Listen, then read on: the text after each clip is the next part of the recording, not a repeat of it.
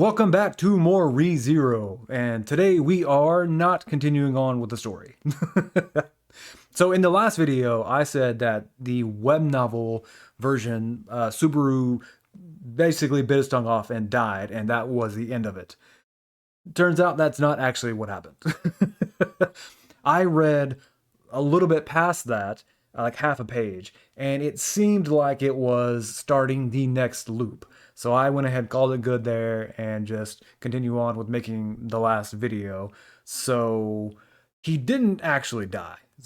And there's some more stuff that happened that I need to talk about. So instead of continuing on with the story, I am just going to dedicate this video to correcting my past mistake.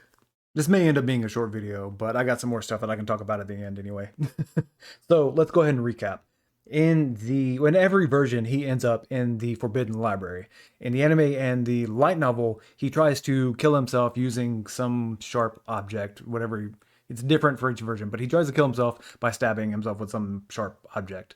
And in the web novel, he bites his tongue off and passes out. And this is where I messed up because I thought that was him dying. But it turns out he does actually wake back up in the Forbidden Library.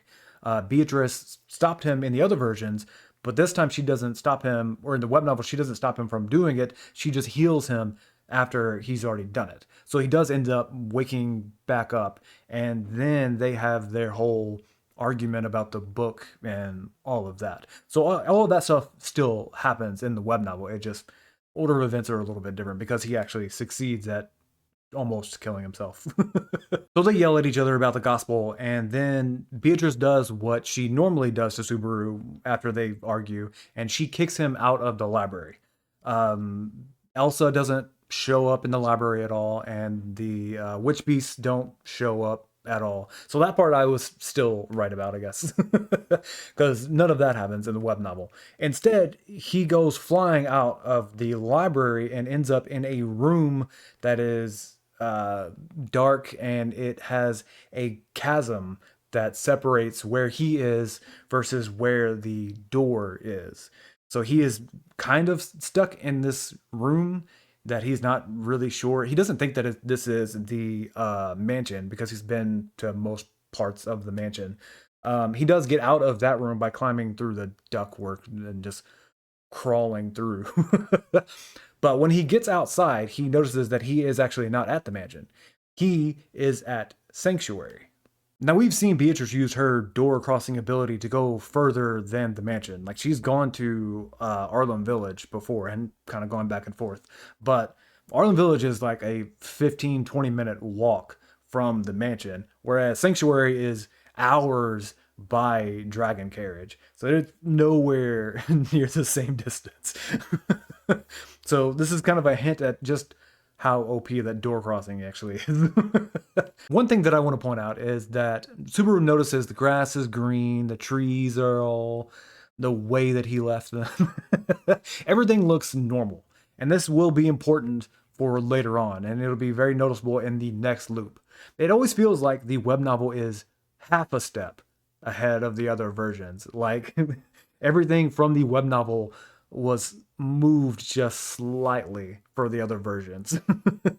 So he starts to look around and he notices that no one is there. Amelia's not there. The demi-humans aren't there. Anyone from Amelia's camp is not there. There's just no one. And he starts to kind of get desperate, and he goes to the witch's graveyard, hoping to get Echidna to kind of tell him what's going on. And as soon as he starts to step in, he gets run through, or what's a good way to say this? Something goes through his chest. I am trying to be a little bit vague about this because he doesn't see what it was. All he knows is that something went through him and now he has a hole in his chest. And this is where he starts to kind of lose consciousness, and eventually he does die. And he doesn't really notice much past that, but when he wakes up, and this is probably could wait for the next one, but I'm just gonna in the next video, but I'm just going to say it now. When he wakes up, he feels like he was being eaten by something, which is a clue of what actually happened. It'll make more sense in the next loop once we get more information. And that is where the web novel ends. he does actually live through trying to kill himself. He gets sent to sanctuary and then he dies to something that we don't see. Because we don't see it, I'm not going to add it to my problem list just yet.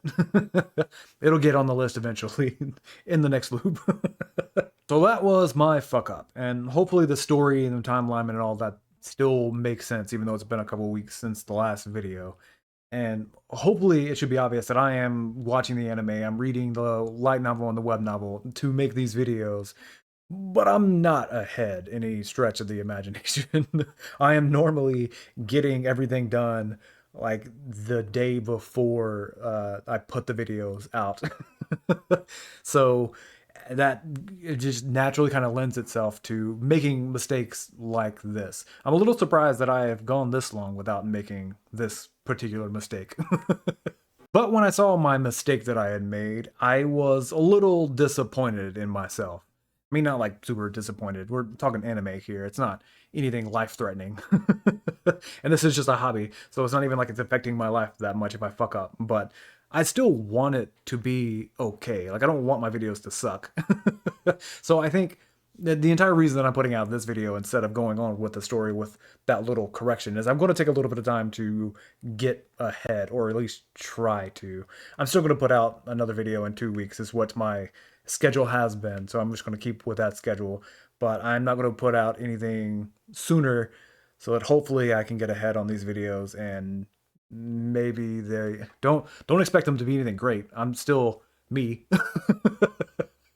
So they're not going to be anything extremely different, but hopefully I can get ahead on reading and everything so that the information is a little bit better and I'm not trying to figure things out as I go as much. So yeah, that's it. Hopefully all of this is lined up correctly, or just kind of take what I said about the web novel ending on this and just attach it to the end of last video there. So that's it. See ya.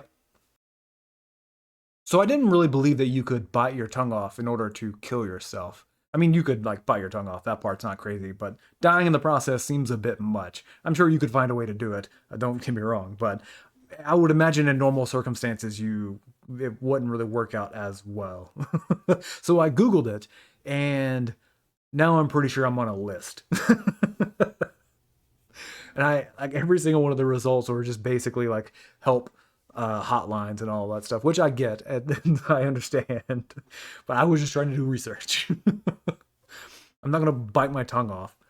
That's what the gun is for. Jesus fuck.